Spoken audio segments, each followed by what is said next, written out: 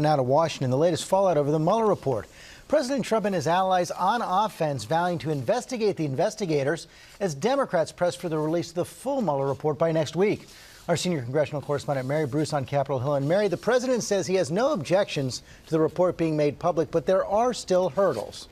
Yeah, George, the top Republican in the Senate, Mitch McConnell, right now is blocking a measure that would release the full report or call for its release. He says that the attorney general needs to be given the space to decide what should and should not be made public. George, this is likely to be a big fight here. Democrats are now upping the pressure, demanding that the full report be released by next week, or else they are likely to subpoena. And you have Democrats and Republicans both saying that the attorney general needs to testify here on the Hill sometime soon. While on the other side, you have Republicans saying it's time to investigate the investigators. That's something that's likely to come up here today when the president has lunch with Senate Republicans. George, he's bringing his victory lap here to Capitol Hill today.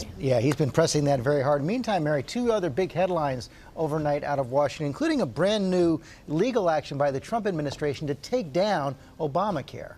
Yeah, George, this is a dramatic shift that could have huge implications for Americans' health care. The Trump administration now says the entire Affordable Care Act should be struck down, agreeing with a federal judge that the law is invalid. And if the court accepts this new agreement, millions of Americans could lose their coverage, including those who have coverage through the expansion of Medicaid. And George, despite the fact that many Republicans and the president promised to keep those protections for people with pre-existing conditions, this could end that popular provision. And George, right now there is no solid plan to replace Obamacare. Yeah, that's the big omission right there. And another ban went into effect overnight on these bump stocks, which turn semi-automatic weapons basically into machine guns.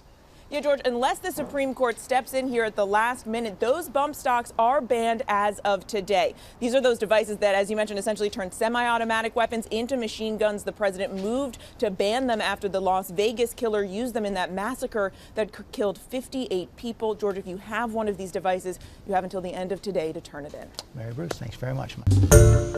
Hi, everyone. George Stephanopoulos here. Thanks for checking out the ABC News YouTube channel. If you'd like to get more videos, show highlights, and watch live event coverage, click on the right over here to subscribe to our channel. And don't forget to download the ABC News app for breaking news alerts. Thanks for watching.